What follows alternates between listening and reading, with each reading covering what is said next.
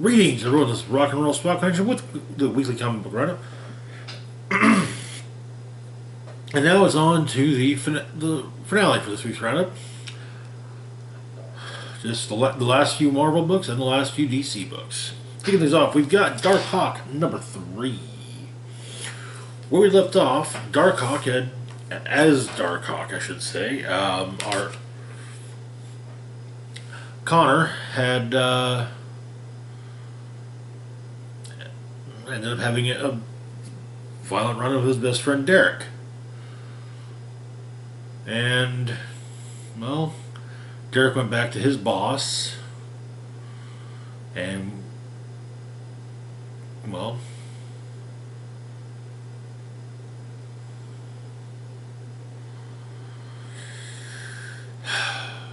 Derek's boss killed him. Derek, that is. So the issue begins. Connor's been texting Derek, but with no response. But he and his dad go to the doctor, comparing MRIs. The first ones seems really normal, but now the more recent ones, a lot more lesions are appearing. And Connor asks if there's any activity that might possibly be causing this, like, intense physical activity or flight or overheating, however, is a possibility. So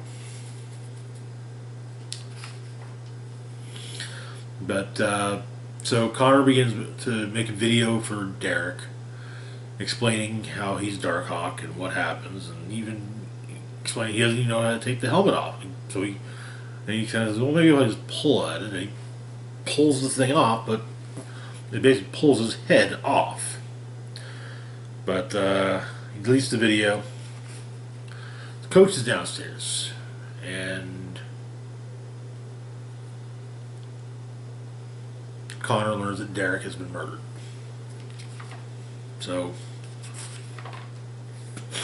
Connor goes to the bar where the guy that not Derek's boss, but his kind of direct boss, the more direct boss is, and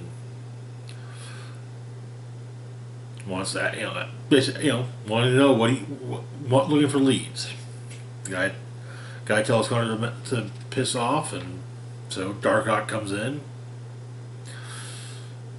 asks him some the same questions the hard way. So he goes to the docks where the boss usually waits, and turns out the boss has potentially set a trap.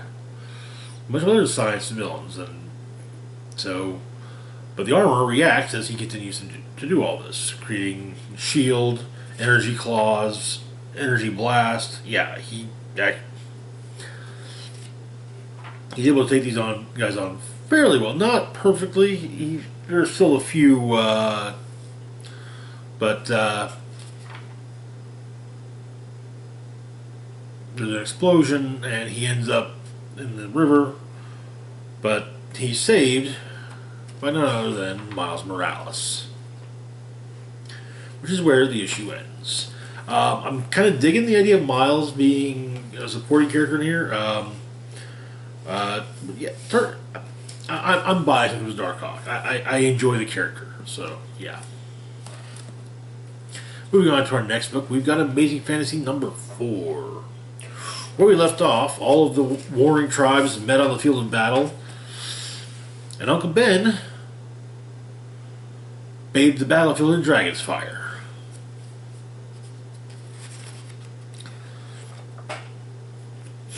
But turns out that Ben blames Peter for taking him away from May. It's Peter's fault that he's not with May. But he's teamed with King Ren. There's a cloaked figure that is working with Ben as well as King Ren. The survivors of the battle are all in a cage together, but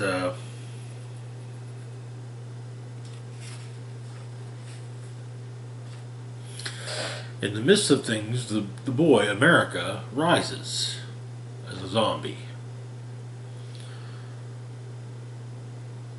Natasha tries to reason with King Ren, but he simply tells her that he will see her again on the other side of life for her, though. Then the mysterious Baron with, well, Storm arrives. And basically says he explains that he's taking over, and well, Ren will be his will counsel him. But Ren ends up stabbing Uncle Ben. Makes his way down to where Peter's at before dying in Peter's arms and apologizing for putting all of it on him. But some of the other Risen go after Peter, who grabs a sword and a shield with a spider on it, and well, hacks his way through him while making his trademark Spidey puns. And Spidey teams up with Cap and Widow, and they find a device. Apparently, the Baron, a mysterious cloaked figure, and King Ren have a device which utilizes Storm's lightning and Cap's shield to bring back what appears to be a giant bone dragon. And that is where the issue ends. It's I'm pretty sure I keep saying this with every issue, but it was an odd issue. I think it was a good odd. I think. Fairly certain. Moving on to our next book, though, we have The Joker Presents Puzzlebox, issue 4. Where we left off, Black Mask's lawyer had arrived, and the Punisher was still, the Joker was spinning more and more yarns about the death of the Riddler. The first one takes place in the jungle of Tropador and deals with Penguin and Bane, both going after the piece of the puzzle. Penguin runs into Tweedledee and Tweedledum after making his way through the labyrinth. But this much that we each got a door. One of us will lie, one of us will tell the truth, but we can't tell you which one does. Which one does that?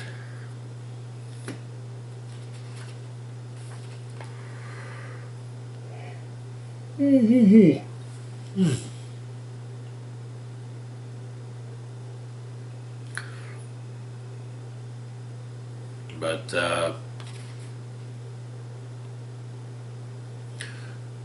Penguin goes through one of the doors, but Bane follows after beating which door Penguin went through out of Tweedledee and Tweedledum. Takes the piece of the box and goes. However, Ivy soon arrives. She planted a forgery for Bane to grab. Penguin takes what he thinks is the real thing, while it turns out Ivy has the real thing, still has the real thing secreted behind her back. In the present, we learn that apparently there's some bad blood between Black Mask and Mad Hatter.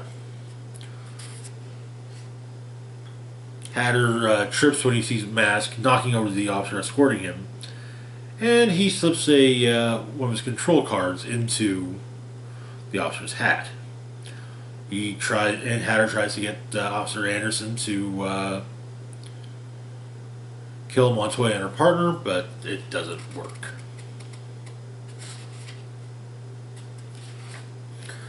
Which makes Hatter think that somehow his well, first off, he's clearly saying he had a hat stolen, and it must be here. That's why his card wouldn't work. And of course, Batman clearly the one who took it. The next detail that Joker brings up concerns Professor Pig breaking into a museum in Gateway City on behalf of the Scarecrow, who was working with Catwoman. of course, the professor is about as stealthy as a Mack truck with bad mufflers. But he gets the piece of the box, makes a mess of the security. Scarecrow goes to deal with him himself. Pig gets a face full of fear toxin and ends up giving himself up to the police. Scarecrow ends up finding the actual piece, but while Pig makes a mess of things within the GCPD, there's some whispering going on in the holding cell, which culminates in Catwoman whispering something into Professor Pig's ear, which leads to Pig attacking her and seemingly trying to kill and or eat her. But he's dragged away.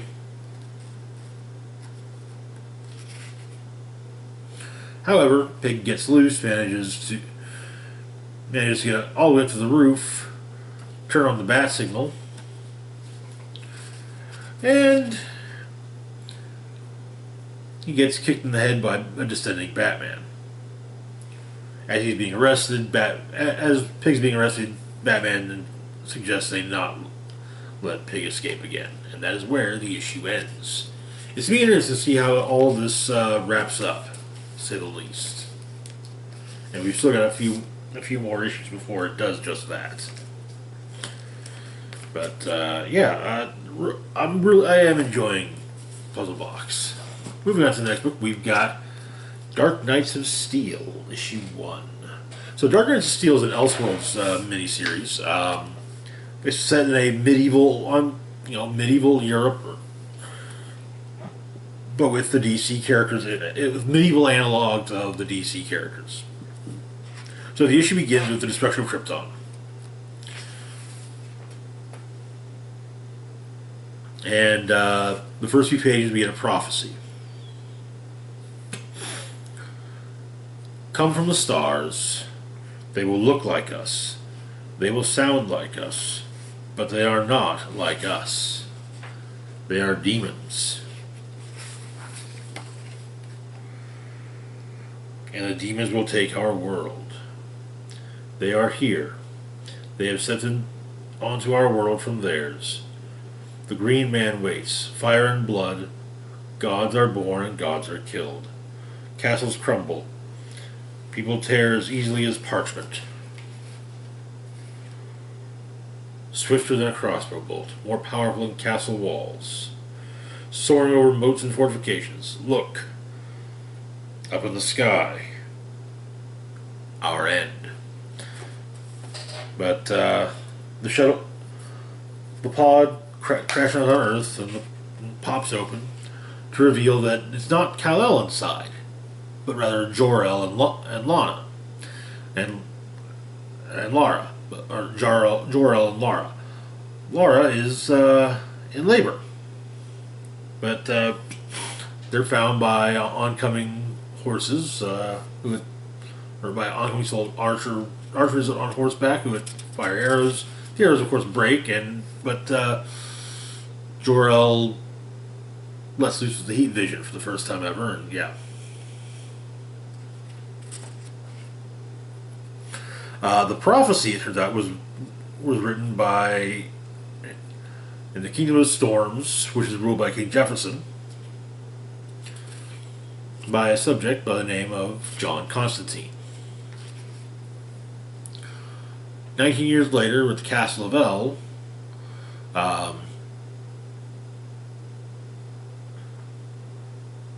Sir Bruce is heading out, and young Prince Kal-El wishes to join him, but Bruce suggests it as Kal-El is vulnerable to magic, and they are going after a banshee.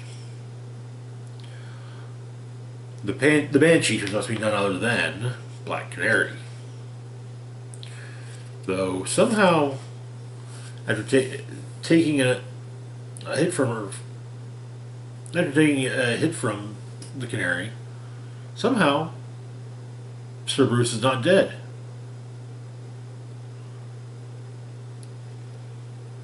He's not sure, but he does. Though Clark shows up, or Kal-El shows up and remarks that Bruce is bleeding from the ears quite a bit. Upon return to the castle, Harley Quinn is there to pass along information, namely that the King and Queen wish to speak with Bruce and Cal. Also, Bruce has has a handful of younger associates working with him, his Robins.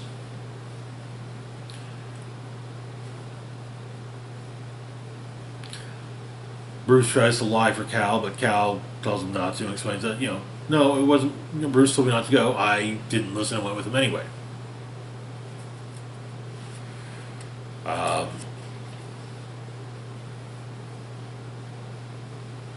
As an argument breaks out, and Jor-El asks Bruce to join him for a walk, where he reveals that Bruce is Jor-El's son.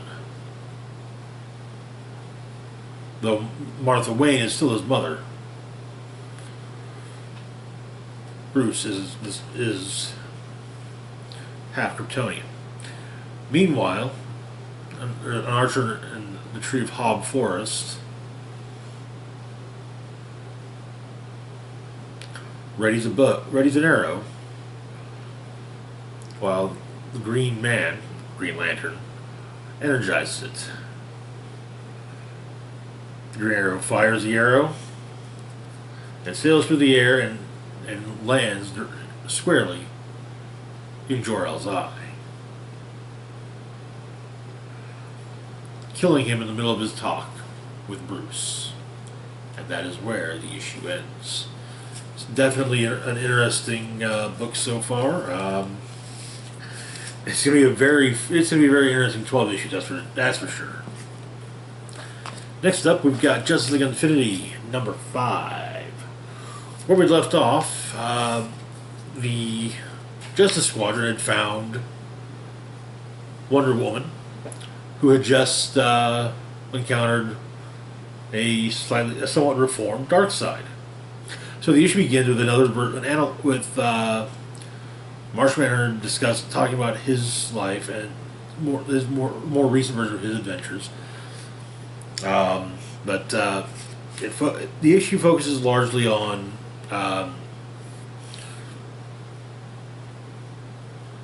Superman and President Superman dealing with Vandal Savage and his Earth.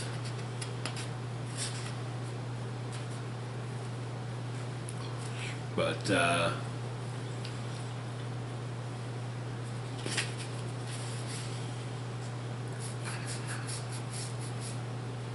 so now with two Supermans, the Freedom Fighters are. It's a lot easier for the Freedom Fighters to take down Savage, including his various henchmen, including Brainiac. But it's revealed that Savage has actually been aging of late. His age is beginning to show.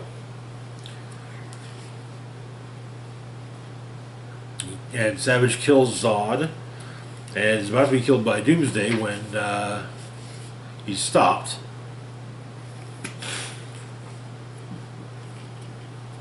But a rather powerful blast of psychic message hits everyone, and our two Supermans discover that Vandal Savage has had Earth's version of Martian Manhunter held captive for some time. But the Justice Squadron arrives, President Superman's version of Justice League, and there Martian Manhunter meets the other Jean, and they merge minds briefly, but the other one, the one from Earth X, is sadly killed in the process. But the Justice Squadron is, I believe they're called the Justice Squadron. making their way through the bleed when they find the Justice League's javelin with the League members floating around it. And that is where the issue ends. This has been great. I wish this wasn't a miniseries, as it sadly is, but yeah. Seriously, a great book. Really great. Moving on to our next book, and our first two Black Label titles, we got Batman Reptilian, number 5. Where we left off, the creature who terrorizing Gotham's underworld had been discovered to be at least somewhat related to Killer Croc and had come after Croc. However, Batman anticipated this and it was also there. But Batman makes some suggestions that Croc cannot actually do.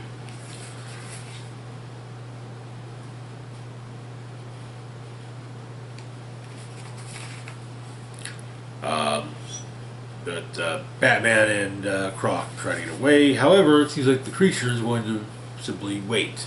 That said, Batman has a backup plan because, well, Batman. Basically, getting Volkov to come back to get close to him and bait the creature out. Takes some doing, but he's able to convince him. And once he's got him convinced, he says, "Yes, you are bait."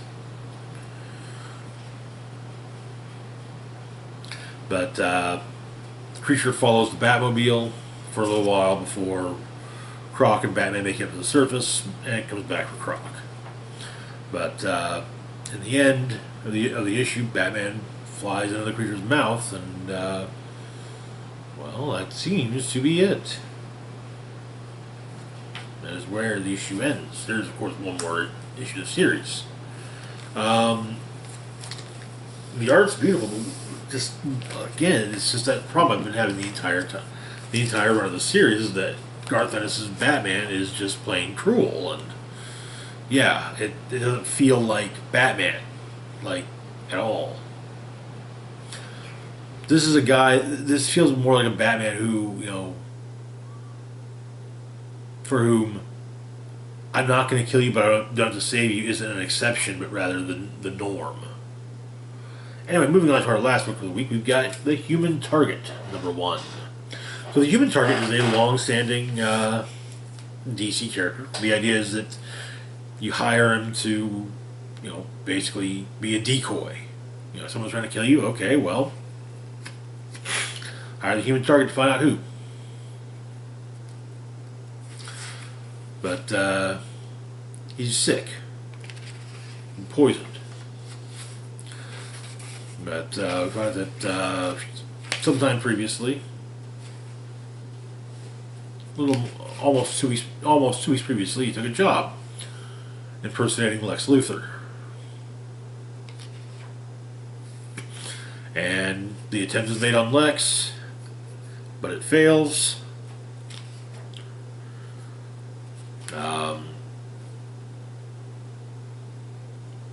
Lex and the Human Target have a discussion about things, but his cough the Human Target's cough kind of gets to him a little, but yeah.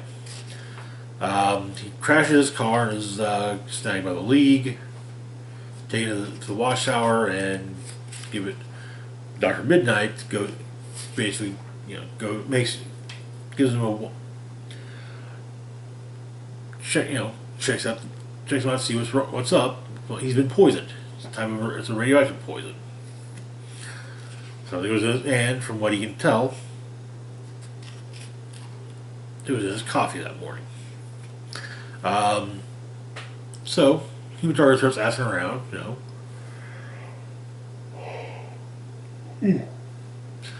making sure it wasn't Lex. Though Lex states if it is because of, if you're dealing with this because I hired you and they thought they were going after me, oh yeah, whoever this is, the type of revenge that they're going at, oh yeah, it's but Dr. Midnight gets in touch with Human Target again, did some research. Turns out that the radiation in the poison It's very specific. The only people that would have it that could potentially pass it along are the Justice League International.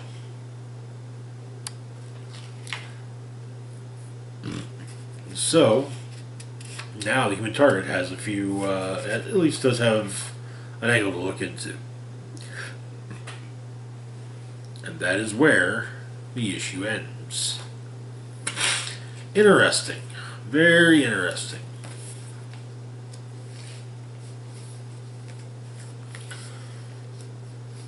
I honestly wasn't planning on picking this up, but, well, good reviews kind of helps.